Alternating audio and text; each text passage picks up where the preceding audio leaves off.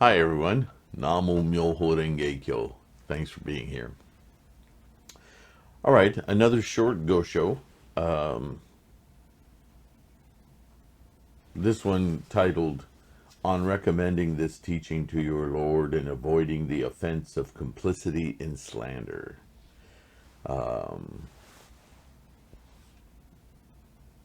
So this was written to Shijo Kingo, Simon Nojo,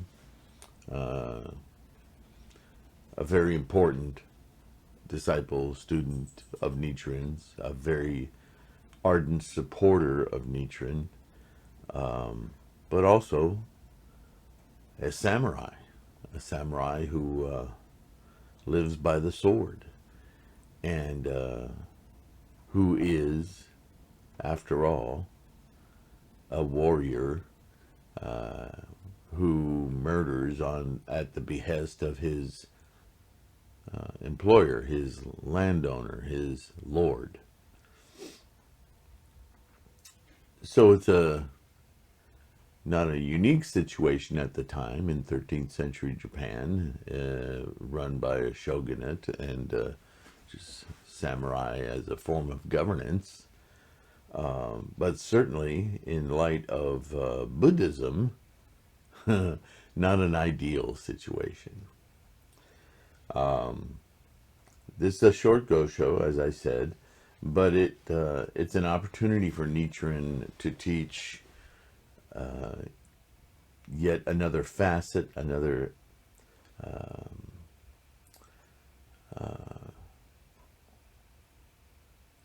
aspect of the influence we have, and that is around us all the time in samsara, in our human existence. We cannot escape that we are part of a large social organism.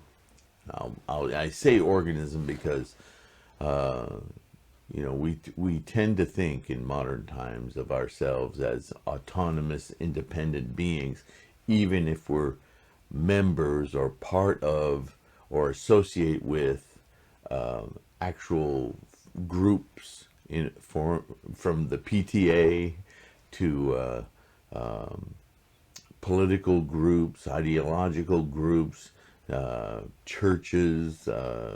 There's all sorts of ways that we are grouped. Even your Amazon.com membership makes you one of a group, right? And we also have a concept in the West. At least I thought of it sooner this time. Sorry about that microphone thing.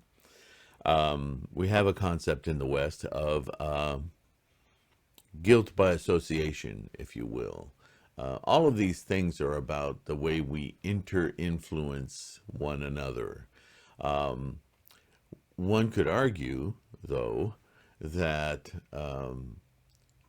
the influence of your employer, with varying degrees, there are different types of jobs, but certainly when you have to answer to somebody, that hierarchical authoritarian structure, your actions, although we, get accustomed to certain behaviors, dress codes, so on and so forth, based on that hierarchical cloud, if you will, or fog that's always around us, and we start to, you hear the term in modern days that you are where you work. You are your job. Your job is more your identity than anything else. It's kind of a frightening thing to consider, really. We resolve ourselves, though, in modern times to, yep, that's it. And we actually take pride in it at times. I'm a this, I'm a banker, I'm a real estate agent, I'm a plumber, all of those again, that self identity thing, is a very powerful reminder of the way we set up ourselves, our identities.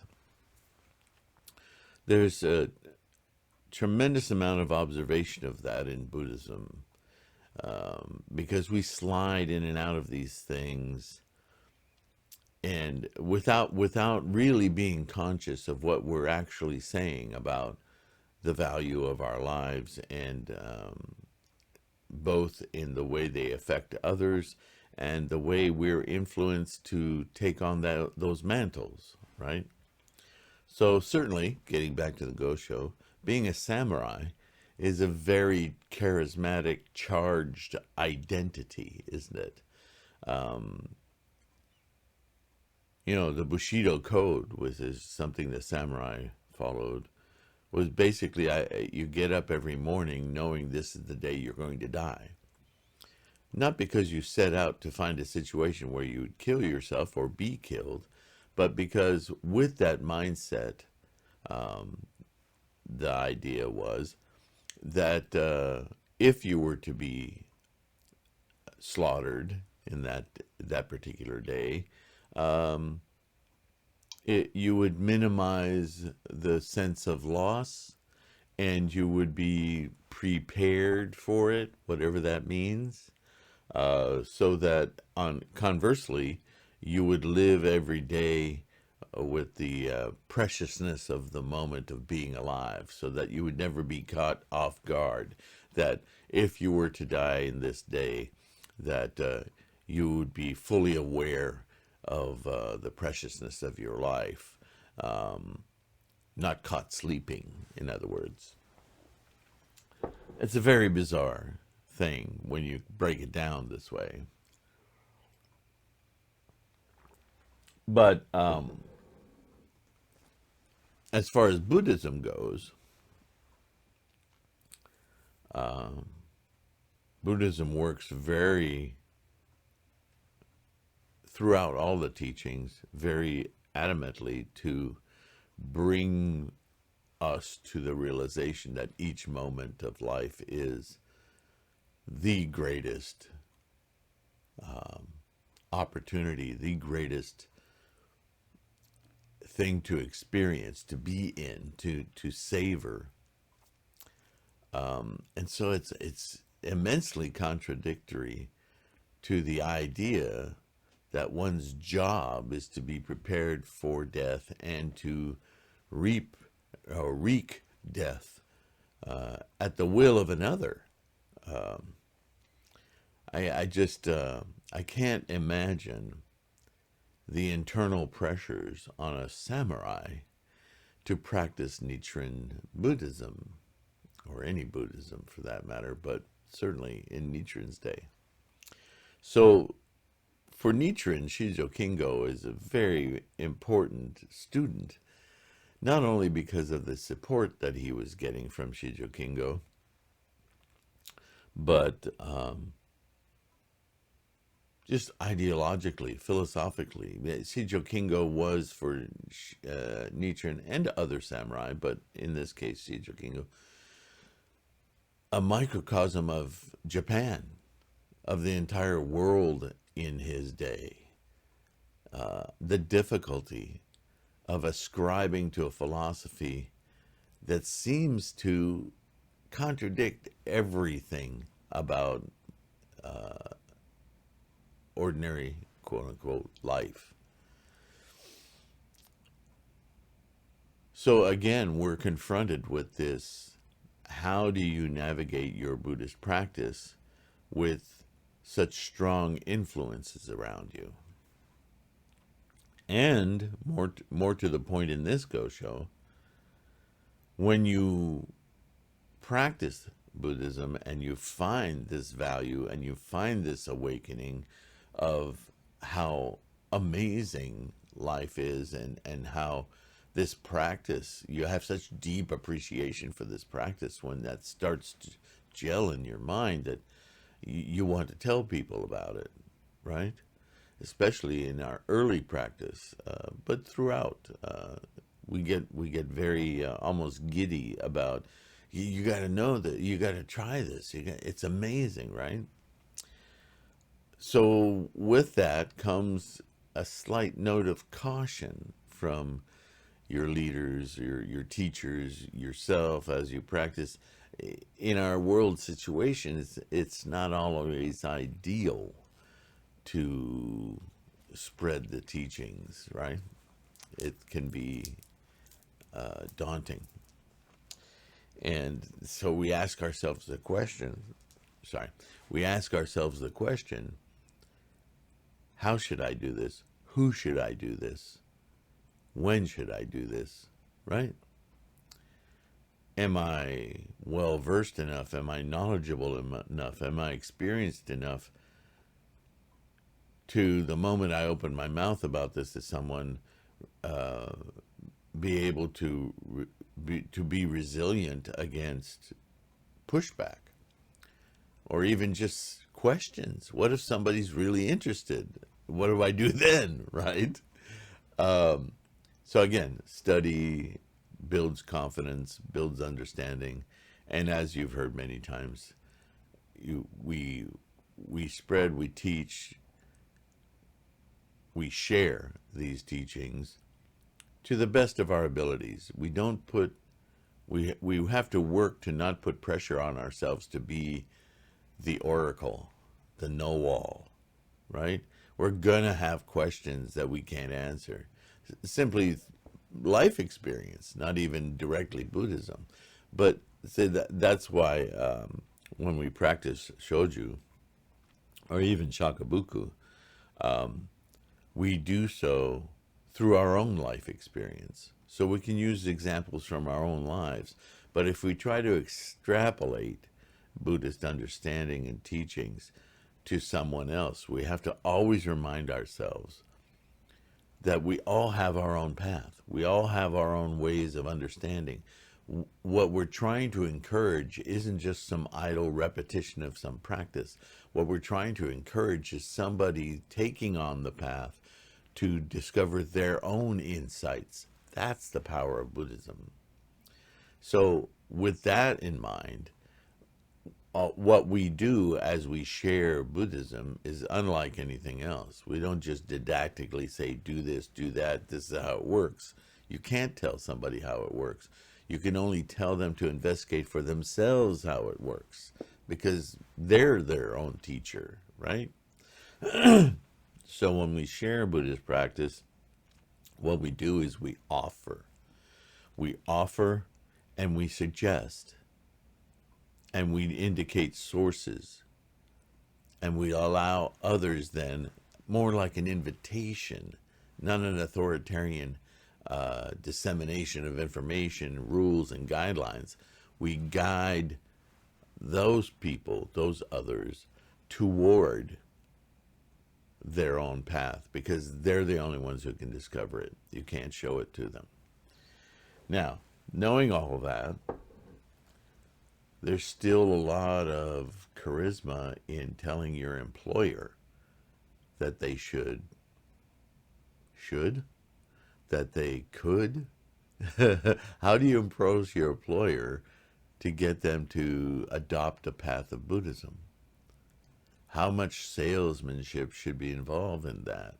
And how much confidence do you have to be able to suggest to your employer, who is authoritarian,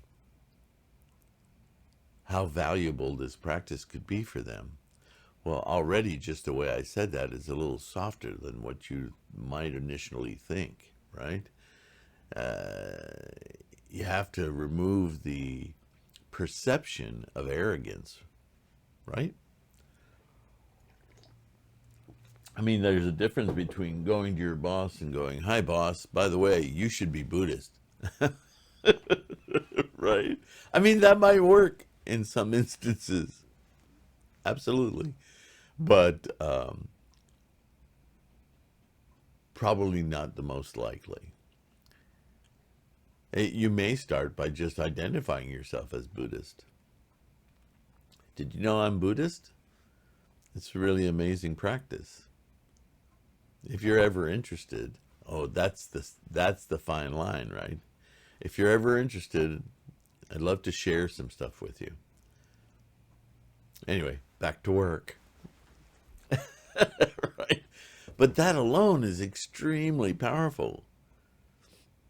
Some of you may have even felt butterflies just thinking about doing that. butterflies of nervousness, right?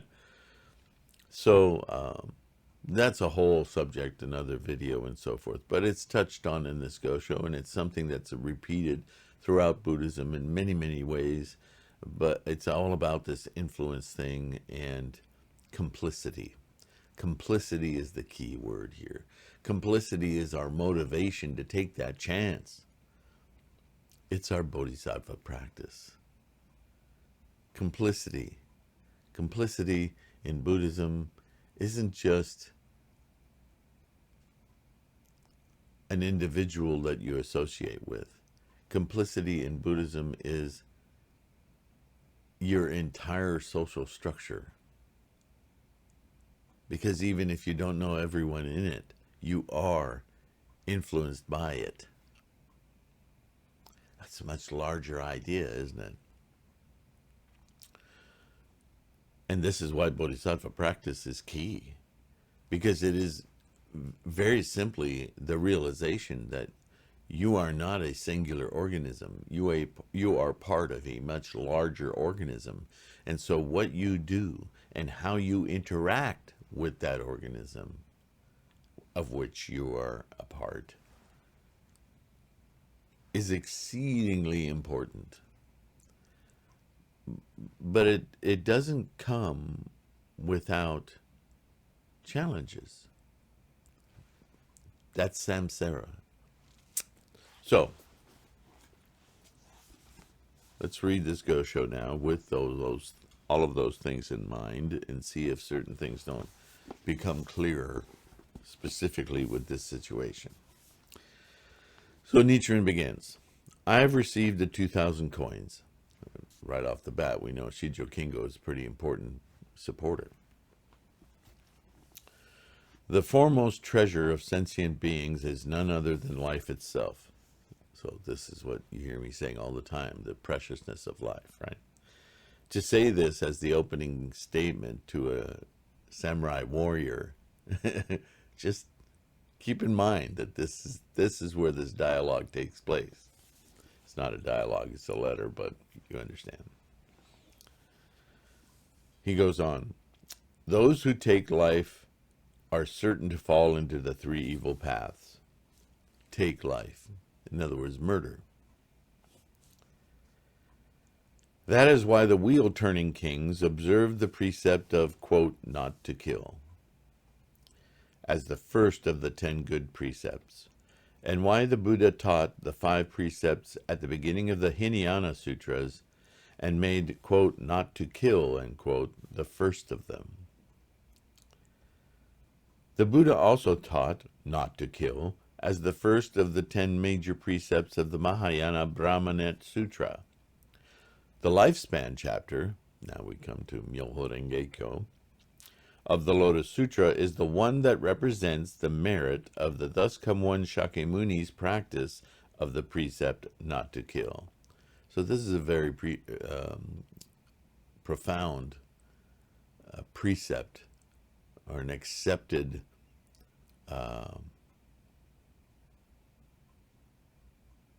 attitude, a life attitude of Buddhism. Accordingly, he continues, those who take a life will be abandoned by all the Buddhas of the 3 existences, and the gods of the 6 heavens of the world of desire will never protect them. The scholars of our time are aware of this, and I, Nichiren, have a general understanding of it. Nichiren's humility always astounds me. He goes on, the nature of killing varies, however. The offense of a person killed is either, of the person that's killed, is either heavy or light. So that's an interesting coloration on not to kill. It suggests that who or what you kill isn't always the same offense. What does he mean by that? If one kills the person who has murdered one's father, or mother, or sovereign, or teacher, Although the offense remains the same, what would have been a grave offense probably becomes a light one instead. Probably. This is where I start wondering about these translations, but still, as read, what he's saying is murder is murder, but the residual mental, spiritual effect, psychological effect to the murderer varies. So understand it, Buddhism is always about the mental construct here. So if you get in an argument with somebody on the road and you get out of your cars and you take a tire iron to them and you kill them, there's a huge complex formula of your karma, your control of your anger, did you feel threatened for your life, or are you just killing completely out of anger? Which worlds are you in? Are you in hell and animality, or are you in hunger and anger? So there's so many, knowing in Buddhism that we traverse these worlds, these places from which our actions come constantly at rates we can't be aware of. All of the causation that goes into the act of murder in that situation, those vary. But nonetheless, you're an aggressor and you acted and you killed and you took a life. That's the same. How you then live with it, and remember, we're part of a social organization. So, an organism. So how we are affected affects all of those around us. Even mostly indirectly, it's the nature of cause and effect. It's a life condition that we've now inculcated in our lives. If we murder somebody, we then incur this life condition that travels with us and colors everything in our lives. Even the way we chew food changes. That's the nature of cause and effect. It permeates everything. Doesn't mean we're conscious of it. It doesn't mean that now that when we chew our sandwich, we're murdering. But understand, I want you to understand the depth of influence in our actions. To the degree and the way that we're affected, the way that everything we then do in our lives is affected by that act, depends in some margin on what motivated that act. The act is the same. The offense remains the same, he says. What would have been a grave offense probably, though, has different colors. If you watch somebody murder your parent, your loved one, and at that moment you found the motivation to somehow murder that murderer, maybe to stop them from murdering more of your household, others in your household. Is it self-defense, quote unquote? It's still murder, but it may have a very different influence, right, in your life. So, I'll go on. He says, this is something our contemporary scholars are acquainted with. But even bodhisattvas, with their great compassion, if they make offerings to the enemies of the Lotus Sutra, are certain to fall into the hell of incessant suffering. On the other hand, even those who commit the 5 cardinal sins, if they show animosity toward those enemies, will definitely be reborn in the human or heavenly world. So, it's interesting. He jumps from taking a life, a human life, to equating it with the offense of being for or against Myoho Renge Kyo. Now you'll notice that Nichiren positions the ultimate teaching of Buddhism with life itself. It's at the level of observation that Buddhism looks at the nature of all phenomena, including human life. It is the study of life itself. So it's really, to us, it might seem abrupt, but to he and those like Shijo Kingo in his day wouldn't have seen a great leap there. They would have associated those two very intimately. In other words, excuse me, the taking of a life and the support for the teaching of life. Really looking at it that way. And certainly to a person, a warrior, samurai / monk, this would have been a daily association, a daily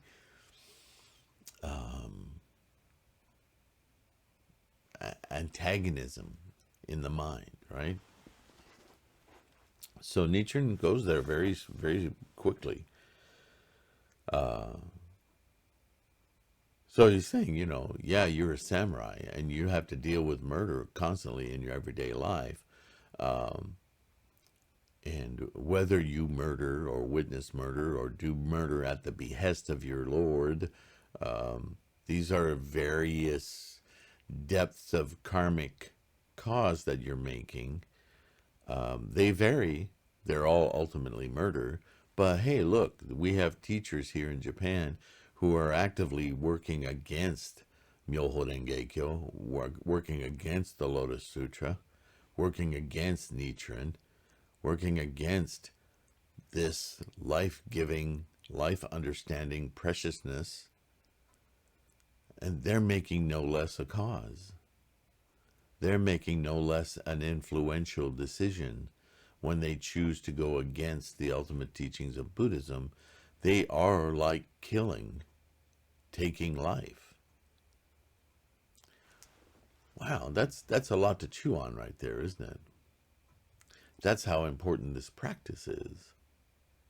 Not to diminish murder, but to equate cause-making, to equate influence with how important it is, truly life and death. That's an important lesson. Even if all you do, even if you're not, that's a complicated little aside he throws in here. Even those who commit the 5 cardinal sins, one of which is taking a life, if they show animosity toward those enemies, what enemies? The enemies of the Lotus Sutra. If they throw shade on the Zen practitioners or the Amida Buddha practitioners, the Nembutsu and so forth, and they discount them and show them disregard and push back on them, they actually are making causes that influence the fact that they're purveyors of the 5 cardinal sins. Even though they murder, like samurai, if they show animosity to those enemies of the Lotus Sutra, knowing that they are such, see, it's all mental, then they alleviate some of that effect, some of the influence of those bad or terrible life unaffirming causes that they're making. So that's interesting. So in a way, he's giving Shijo Kingo hope. He's saying, Shijo Kingo, you're a samurai warrior, you murder for a living, but all is not lost. Yes, you've murdered. We acknowledge that. But how much more encouraging is it for Shijo Kingo to hear that simply throwing shade on these other teachers that would push you away from the Lotus Sutra, he's actually practicing Myoho Renge Kyo. He's supporting Nichiren's practice of Myoho Renge Kyo. How much more merit is he accruing to overcome the influence of the murder paradigm? This is very important. This is very encouraging to someone like Shijo Kingo, certainly. But to all of us, to know that no matter how profoundly deep we may feel about actions that we've done in the past, remorse is incredibly important here. But further than remorse, because that doesn't change the act, but how you live with it, how you experience it in your life condition. If you then, on top of that, are practicing the ultimate life-giving, precious teachings of Myoho Renge Kyo, Buddhism, whether you relate those two or not, your act of doing that, the merit that you accrue by chasing after your Buddha-ness, can help clean the slate of your life condition influenced by such terrible acts in the past. It doesn't excuse your doing them now, don't misunderstand that, but it does greatly influence your life condition toward the better, toward better life condition by pursuing your Buddha wisdom. So that's quite interesting. It's a matter of mental commitment, how you live your life.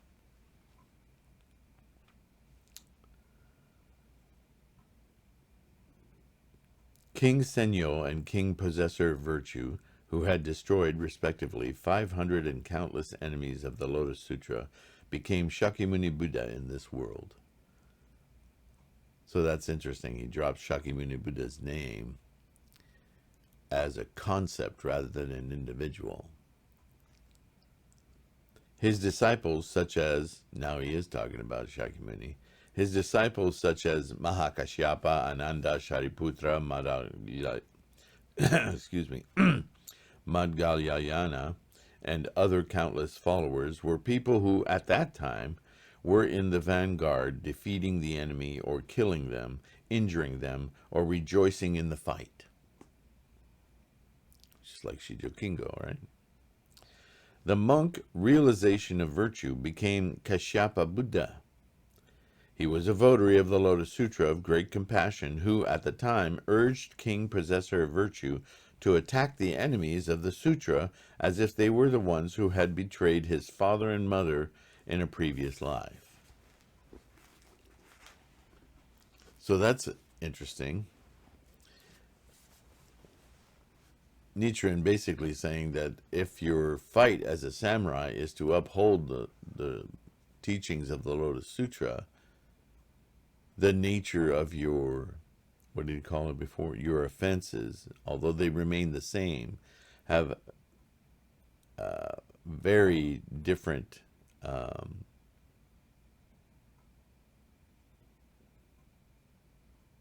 effect on your life condition.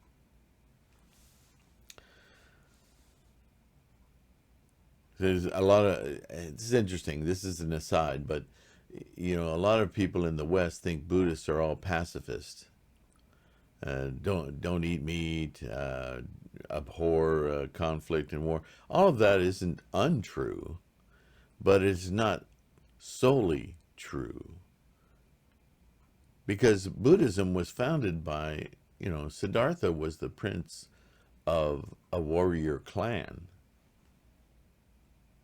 The Shakyas were known for vast holdings of property, and the way you held property was through killing people, war. So this is where Buddhism comes from. So this is why the concepts of shoju and shakabuku are part of Buddhism. It's not simply a pacifist practice. It's pacifist when that suits the situation, but it's also staunchly guarded and will fight for itself. Righteously so, if to use Western terms. So it's not that it's based on war, but it won't shy away from it either. And that's not pacifist. Okay? He goes on, our present day corresponds to that time. If the ruler, because he was just talking about Shakyamuni's day, if the ruler of our country has accepted what Nichiren said, or had accepted it, he could very well have become like those two kings. Yet, in addition to rejecting it, he has actually sided with the enemies of the Lotus Sutra so that the entire nation attacks me. From the ruler on down to the common people, all have become slanderers of the law whose offense exceeds the 5 cardinal sins. So there it is again. This is important for Nichiren to talk to Shijo Kingo about, because Shijo Kingo is in the midst of this governmental debacle. This samurai shogunate government that rules by fear and violence and murder. Shijo Kingo is in the midst of that. So what Nichiren is pointing out is that even in Shakyamuni's day, this was the situation. This is the samsaric situation. This is men wanting to be in power over others. This is avarice, greed, so on and so forth. That may be the drama of human life and civilization, but in light of the Lotus Sutra, in light of the teachings of the Lotus, the Myoho Renge Kyo, how do the two coexist? And so what Nichiren is pointing out is, in his day, he just has come out of exile again. He says, when the leader, when I've remonstrated and I've written Risho and Kokuran and I've told the shogunate and the leaders how they need to take a more Buddhist-infused wisdom, light on the way they govern. Okay, you're a warring power, but this is not how you govern. This may be how you acquired your position to govern, but you must govern in a much different way with the wisdom inculcated from Buddhism. And that's not such a foreign thought, by the way, because they're already supporters of different sects of thinking and schools of Buddhism, as well as other religions, if you will. Although I staunchly am of the mind that Buddhism isn't strictly a religion, but it can be so if it's misinterpreted and it can be used as a religion. Suffice it to say, though, that all of the ruling clans had some kind of philosophical component that they thought they were upholding. And this is the situation where a lot of these other sects would be led by people who, rather than being teachers like Nichiren, bodhisattvas like Nichiren, took on the mantle of being teachers in name only, and were also themselves looking for a form of power and influence and money in their position at the head of a school that they may have called Buddhism, but actually misused or misinterpreted or erroneously pushed teachings that may have come largely from Buddhism, but were interpreted in a way that gave them authoritarian power. And they could then bequeath that power onto a ruling clan, giving the ruling clan the aura of a religious or superior mental fortitude with which to claim the right to war. Do you follow? Not unlike today. How's that chant go? Christians, onward Christian soldier, right? It's ageless, right? We use some mythical belief system to justify murder, mayhem, and superiority. It's ageless. With the Lotus, though, starkly different in that it doesn't claim superiority over life. It claims complete and utter devotion to life as a guiding principle for everything else that we do. Hopefully you see the massive difference in that.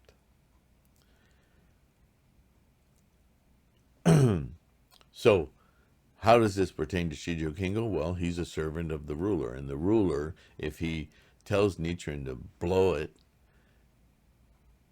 and further emboldens his enemies, the other schools at the time, the Nembutsu, the Zen, the True Word, and so on and so forth, and wants to push him down the throat of the people so that they are obedient to the ruler, again, using it as a form of power, and further punishes Nichiren for opening his yap and tries to kill him or exiles him. Well, this is a cause that affects his organism, his society, because he's the ruler. So the way of the ruler is the way of the people, to varying degrees, but still, that's the cause. That's the overriding principle that the country lives by. And you, Shijo Kingo, by the way, do his bidding. So that's yikes, right? So he says it. He says, therefore, all of you are also on the side of the ruler. Look at your situation right now. Although at heart you are of the same mind as Nichiren, so he gives him credit, and again, Buddhism is mental, right? So you're the same mind as Nichiren. You do think life precious. You do practice Myoho Renge Kyo. You do tremendous support to me, Nichiren, and therefore the Lotus Sutra and the teachings of the Lotus Sutra. Since you are a person in service of your Lord, it would have been extremely difficult for you to have avoided the offense of complicity in slander. There's the word we're after, complicity. We have a situation today in our world where people have somehow been taught to shy away from confronting life unaffirming behavior, confrontation, and just stay away from it. You see somebody beating up on somebody or stealing something or doing something we know to be a bad cause, wrong, negative, and we just shy away from it. Not my business. Shouldn't do anything. That's a terrible overarching attitude that we now have in all our societies. And we have to get to a point of absolute desperation to finally stand up and say something. And oftentimes that's way too late, first of all. And secondly, by the time you do it, you're so full of emotion that it's now, I won't say ineffective, but it's not coming from a great place. So Nichiren continues, how admirable it is that despite this, you communicated this teaching to your Lord and urged him to take resolute mind and conviction in it. Whoa. He actually went to his employer and said, you need to do this. You really need to alter the way that you see, the way that you govern the people, your understanding of life itself. You really should practice Myoho Renge-kyo. Wow, that's shakabuku. That's in your face. That's pretty courageous of a samurai whose very life depends on his employer to suggest to his employer, look, I know what you're doing, how, and my responsibility to you, but really you need to look at this whole picture anew. A lord, an employer who, by his position in the organism of society, has already supported the enemies, quote unquote, of the Lotus Sutra. He continues, even though he may fail to accept it now, you have managed to avoid the offense of complicity. So simply by taking the act of rebuking someone's views that do not accept Myoho Renge-kyo, he has shown his own Buddha nature, and by influence, his sphere of the organism of which he is a part, that Myoho Renge-kyo is preeminent, that what is happening now is wrong, that it must be corrected. That is so powerful. It may have gotten Shijo Kingo beheaded that very day.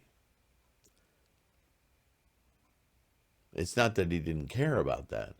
He just understood that the cause of redirecting the energies of the government, his employer, was far more important than the danger he posed to himself.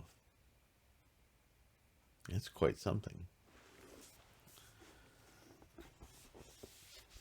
So now Nichiren goes on with a little dose of reality. He commends him because now he's unglued his own actions, his own murderous employment with the deepest cause of murder by saying this is wrong. And further than this is wrong, there is a better way to govern. Even though this is my job, my attitude about it, my intent about it is ever changed and should also change for you, my employer. But now, as you well know, what happens when you identify yourself as different? There are a lot of forces around you that won't like that. They won't even understand why. They just automatically will say, different. And you'll be suspect, right? In varying degrees. So Nichiren, right away, knowing full well that this is a shogunate state, says, from now on, you should be careful about what you say. It doesn't have to be about Myoho Renge-kyo. It doesn't have to be about Buddhism at all. Every word that comes out of your mouth is now going to be analyzed as with suspicion. What's he saying? What do you mean by that? What do you mean when you say hello? Are you telling me to be a Lotus Sutra Buddhist? Right? Right? That's human nature. On the other hand, surely the heavenly gods will protect you. I also will tell them to do so. Oh, so yeah, you should be careful what you say. There'll be a lot of suspicion around you now.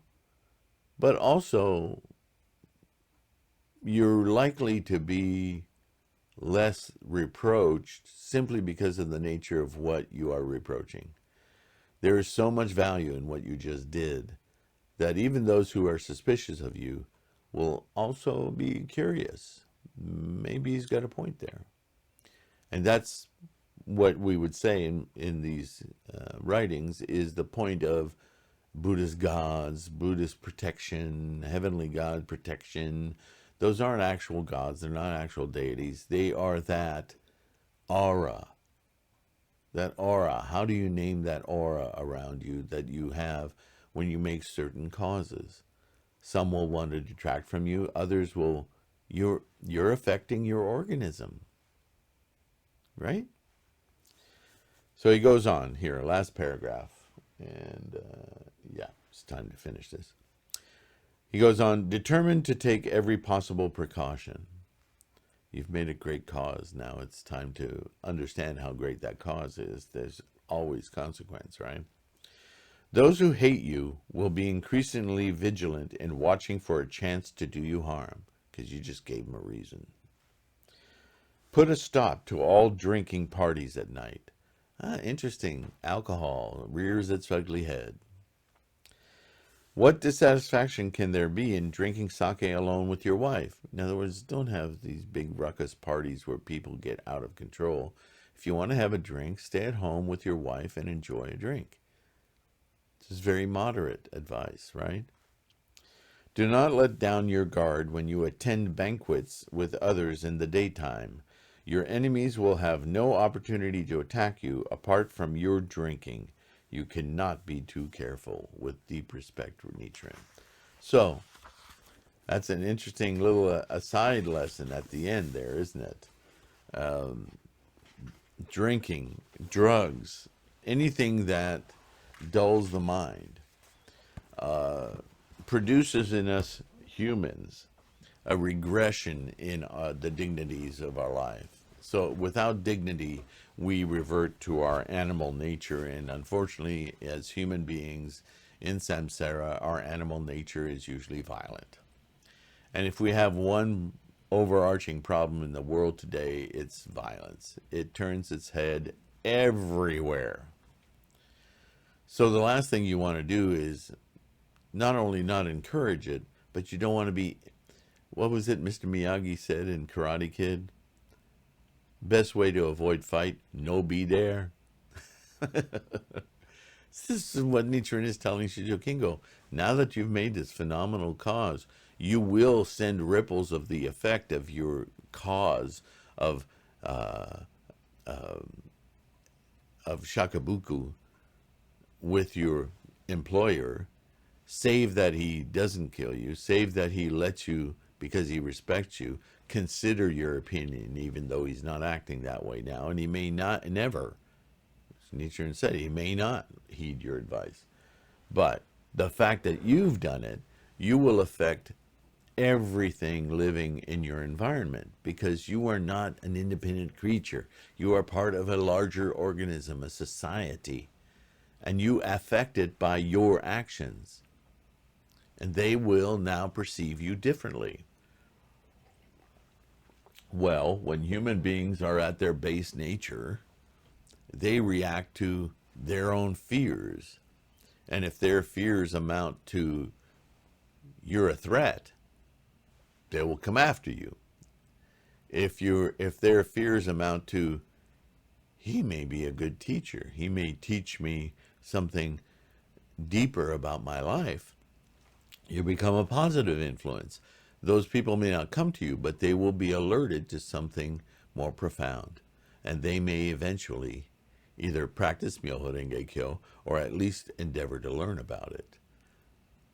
All by that single act of Shijo Kingo. So, along with the praise and the admiration that Nichiren is giving Shijo Kingo for doing this, he's also being very real about, understand, you've shaken up the world around you, the society around you. No, you didn't talk to everyone individually and tell them this, but the very nature of the cause you've made has changed your aura, and that aura will spread to others, and they will react as they will react. So be cautious. That's an immensely important lesson in the way that we proceed in life in general, but certainly as Buddhists. Myoho Renge Kyo. Thank you so much for listening. We'll have a new Go show in the next video. I appreciate the opportunity you give me to help bolster your practice. This is how I bolster mine. Thank you for participating. Take care of your health, and I'll see you in the next one. Namo Myoho Renge Kyo.